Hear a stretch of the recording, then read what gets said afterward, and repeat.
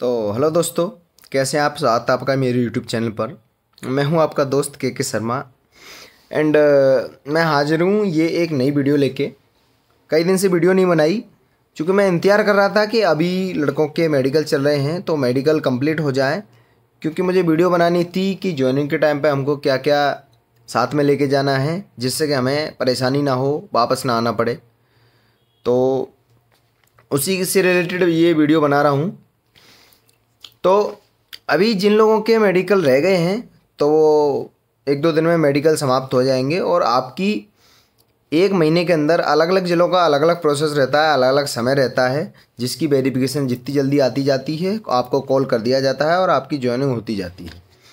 तो अलग अलग ज़िले का अलग अलग ज्वाइनिंग चालू हो जाएगी। आप ऐसा मत सोचना कि अगर भोपाल में जल्दी ज्वाइनिंग चालू हो गई तो किसी छोटे ज़िले में अगर ज्वाइनिंग क्यों नहीं हुई। तो थोड़ा बहुत ऊपर नीचे आगे पीछे समय रहेगा, उसके लिए आपको लोड लेने की ज़रूरत है नहीं है। 1 से 1.5 महीने के अंदर सब लोगों की A to Z joining process complete हो जाएगा, ठीक है। और रही बात रीमेडिकल वालों की, तो रीमेडिकल वालों का भी ऐसा नहीं है कि सबकी एक साथ ज्वाइनिंग कराएंगे। तो जो लोग पास हैं वो इस गलतफहमी का शिकार बने हुए हैं कि इनका रीमेडिकल कंप्लीट होगा, जैसे कि एसएससी में होता है कि सबको एक साथ ज्वाइनिंग पे बुलाते हैं। ऐसा कुछ नहीं है। यहाँ पे जिनका मेडिकल पास है उनको पहले ज्वाइनिंग दे दी जाती है और जो रीमेडिकल के लिए लिख लिए जाते हैं उनको बाद में ज्वाइनिंग दी जाती है। 3-3 4-4 महीने तक लेट हो जाते हैं, कोई दिक्कत वाली बात नहीं है, ठीक है। अब मैं बात कर लेता हूँ कि ज्वाइनिंग के समय पे आपको जब बुलाया जाएगा तो आपको क्या क्या रिक्वायरमेंट होगी, क्या क्या आपको लेके जाना है। तो सबसे पहले तो मैं आपको बता दूँ, आप फोटोग्राफ्स लेके जाना। फ़ोटो आपको 5 से 10 फोटोग्राफ लेके जाने हैं, जो कि कंपलसरी है। वहाँ आपकी एसआर में लगेगा और एक दो फॉर्म भरे जाएंगे, वहाँ जो भी लगेगा आप लेके चले जाना। फ़ोटोग्राफ ले जाना कोई बड़ी बात नहीं है, तो इसमें इतना लोड लेने की ज़रूरत है नहीं है। दूसरा जो मेन इंपॉर्टेंट चीज़ है, बैंक अकाउंट। बैंक अकाउंट मैं आपको रिकमेंड करूँगा एसबीआई का, क्योंकि एसबीआई में क्या होता है, एसबीआई में आपकी सैलरी उसी डेट को आ जाती है जिस डेट को आपका वाउचर बनता है। बाकी जैसे अदर बैंक में अगर आप लोगे, जैसे बैंक ऑफ इंडिया हुआ या जो भी आपकी कोई भी ब्रांच है, मैं ये नहीं कह रहा हूँ कि मतलब एसबीआई में खुलवा लो अगर आपका मन करे तो। बाकी बेनिफिट ज़्यादा सरकारी कर्मचारियों को एसबीआई देती है, इसलिए मैं रिकमेंड कर रहा हूँ कि एसबीआई का खुलवाना, क्योंकि उसमें पीएसपी अकाउंट जब कराओगे आप तो आपके सारे चार्जेस निल हो जाएंगे। आप कितने भी एटीएम से पैसे निकालो, कोई टेंशन नहीं, आपकी लिमिट भी बढ़ जाएगी। तो इसलिए वो बहुत ज़्यादा बेनिफिट देता है। अगर फ्यूचर में आपको लोन भी चाहिए तो उसमें भी आपको बहुत बेनिफिट मिलेगा एसबीआई का। ये मैं पर्सनल एक्सपीरियंस के हिसाब से बता रहा हूँ। बाकी और लोग आपको बैंक ऑफ इंडिया का भी सजेशन देंगे, बैंक ऑफ इंडिया भी अपनी जगह ठीक है। अब तीसरी चीज़ मैं आपको बता देता हूँ कि सबसे जो मेन इंपॉर्टेंट चीज़ है, अगर आपके पास ये नहीं है तो आपकी सैलरी अटक सकती है। सबसे मेन इंपॉर्टेंट चीज़ है कि आपके पास पैन कार्ड होना कंपलसरी है।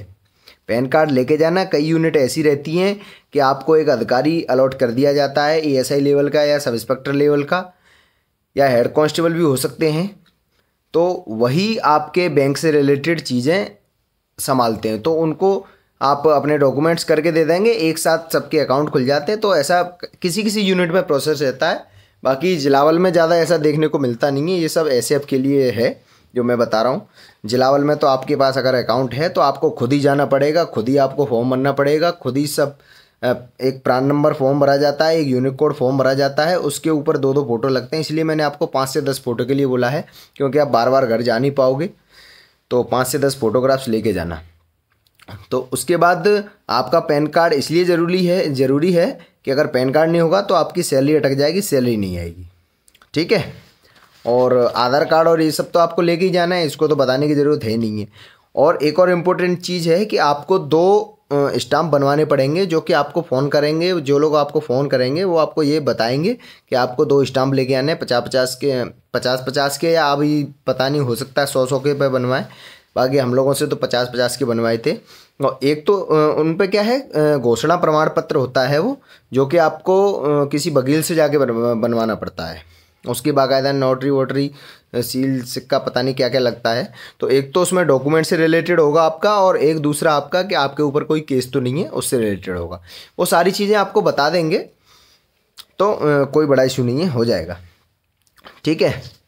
और एक और चीज़, आप जब ज्वाइनिंग लेने जाओ तो ज़्यादा कपड़े वपड़े लेके मत जाना कि बोलो कि नहीं भाई हम तो परमानेंट वहाँ फिक्स हो गए, क्योंकि आपको जो शुरुआत में ज्वाइनिंग ले लेंगे, आते ही यहाँ आते ही 1 महीने के अंदर आपको ट्रेनिंग पे जाना है, तो आप उतने कपड़े लेके आना जितने कि आप ट्रेनिंग पे यहाँ से लेके जा सको, क्योंकि यहाँ पे आपके कपड़ों को देखने वाला कोई नहीं रहेगा, क्योंकि आप बैरक्स में रहेंगे। आप यहाँ पे आते ही आपको रूम अलॉट होगा नहीं कि आपको कोई स्पेशल रूम दे दिया जाए तो आप लॉक लगा के चले जाओ। तो आप यहाँ आओगे, आपको ट्रेनिंग अगर जाओगे तो आपके कपड़े यहाँ पड़े रहेंगे बैरकों में। और बैरक किसी किसी ज़िले की बैरकों की बहुत कंडीशन बहुत खस्ता है, किसी किसी ज़िले में बहुत अच्छी बैरक है, कोई टेंशन नहीं है, आप लॉक भी लगा सकते हैं किसी किसी ज़िले में। और बाकी मैं कम कपड़ों की इसीलिए बोल रहा हूँ, ये मैं पर्सनल एक्सपीरियंस के साथ बोल रहा हूँ, क्योंकि जब अपन भी ट्रेनिंग गए तो बड़ी दिक्कत आई थी हमें, क्योंकि हमारे पास ज़्यादा कपड़े और ज़्यादा सामान था, तो दिक्कत आती है।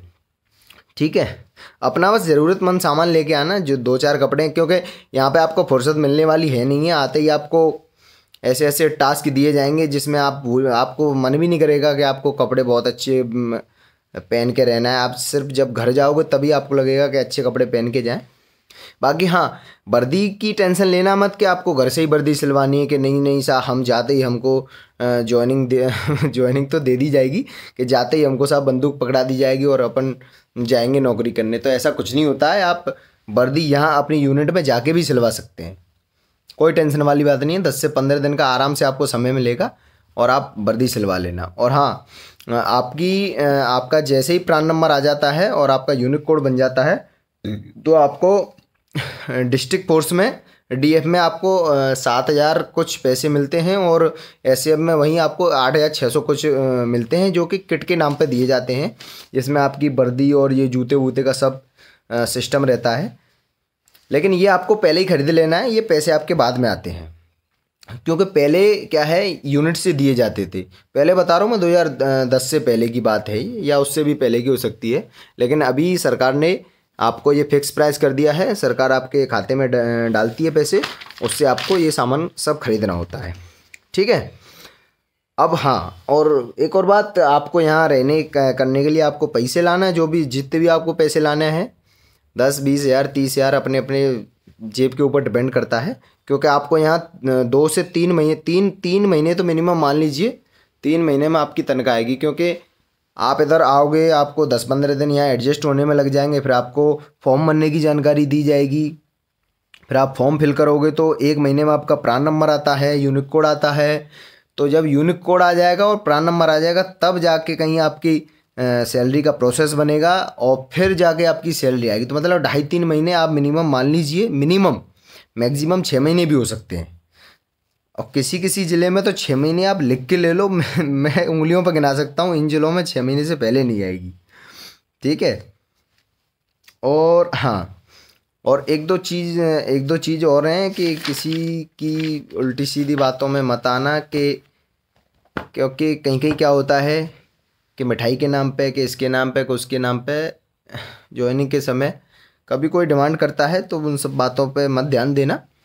आपकी खुशी है तो कर लेना, बाकी ऐसा कोई कंपलसरी नहीं है। और हाँ, यूनिटों में कोई आपसे कोई पैसे की डिमांड नहीं करेगा। कई लड़कों का बड़े वो रहता है मन में कन्फ्यूजन के, सर ऐसा वो पैसे नहीं मांगते, ऐसा पैसा मांगता, कोई कुछ पैसे नहीं मांगता है, उनका काम है, वो अपना काम करते हैं, जिसका काम है वो उसको करना पड़ेगा, चाहे आप पैसे दो या मत दो, उनको पैसे सरकार दे रही है वो काम करने के लिए, और उनको वो काम अलॉट किया गया है, तो उनका करना पड़ेगा।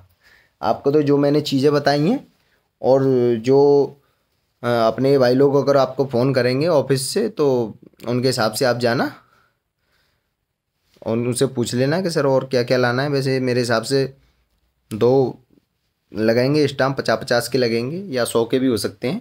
तो ये सिर्फ आपका खर्चा है, बाकी एंजॉय करना अपनी जॉब को, जितना एंजॉय करोगे उतना आपको मज़ा आएगा नौकरी करने में। वो एंजॉय मज़ा तो एक ही बात होता है मतलब जितना एंजॉय करोगे आपको ऐसा फील नहीं होगा कि अपन घर से बाहर हैं। अगर आप लोड लेंगे, बोलेंगे अरे यार क्या, कहाँ नौकरी लगा दी, क्या करवा रहे हैं ये, तो ऐसा अगर करोगे तो आप नौकरी नहीं कर पाओगे, आपको फिर घर की उतनी ही याद आएगी। मतलब जो भी आपको काम दिया जाए, यहाँ टास्क दिए जाते हैं, क्योंकि आप नवारचक रहते हैं, तो उस समय ऐसी कंडीशन रहती है कि आपको बिठाया नहीं जाता। आप ये सोचे कि आपको आराम दिया जाएगा, लेकिन उतना नहीं, आपको ऐसे प्रिपेयर करेंगे जैसे कि आपको ट्रेनिंग में दिक्कत ना हो। तो उस चक्कर में आप ये सोचे कि यार अभी ये तो नौकरी ख़राब है, आता है शुरुआत में मन में आता है कि यार कहाँ फंस गए अपन, इतने पढ़े लिखे, अपन क्या काम कर रहे हैं, क्यों क्यों कर रहे हैं। बाकी जब आपकी ट्रेनिंग होके आएगी ना तो आप सोचोगे कि यार मतलब शुरुआत में जो इन्होंने जो हमसे कराया वो हमारे भले के लिए कराया था, बहुत आपको पॉजिटिव फीलिंग आने लगेगी आफ्टर ट्रेनिंग। लेकिन ट्रेनिंग से पहले आपको बहुत लोग आपको गलत सलाह भी देंगे, विभाग में ही लोग आपको ऐसे घुमाएंगे कि ऐसा करना है, ऐसा करना है, भाग जा, एब्सेंट हो जाओ। तो उन सब चीज़ों से बचना है आपको। और अगर कोई दिक्कत हो तो आप मुझे कमेंट करो, और पिछली वीडियो में मैंने नंबर भी दिए हैं, कॉन्टैक्ट नंबर मेरे, आप मुझसे संपर्क कर सकते हो अगर कोई प्रॉब्लम है। ज्वाइनिंग आफ्टर ज्वाइनिंग भी अगर कोई प्रॉब्लम है, ट्रेनिंग से रिलेटेड कोई प्रॉब्लम है, तो आप मुझे कांटेक्ट कर सकते हैं। और ट्रेनिंग में क्या क्या कराते हैं, किस तरह की नौकरी लगती है, क्या जॉब प्रोफाइल रहेगा आपका, ट्रेनिंग से पहले, ट्रेनिंग के बाद, यहाँ ट्रेनिंग से पहले क्या क्या कर सकते हो आप, मतलब आपके क्या क्या आप नहीं मतलब आपसे क्या क्या ड्यूटी ले सकते हैं, वो भी मैं बताऊँगा। तो उसके लिए मैं एक अलग से वीडियो बनाऊँगा। बाकी अभी के लिए सिर्फ इतना ही। और आपको अगर कोई दिक्कत हो, डाउट हो, तो आप मुझे कॉल कर लीजिएगा या व्हाट्सएप पे मैसेज करो, कोई दिक्कत नहीं, मैं आपके लिए अवेलेबल हूँ हमेशा। ठीक है, तब तक के लिए टाटा बाय बाय।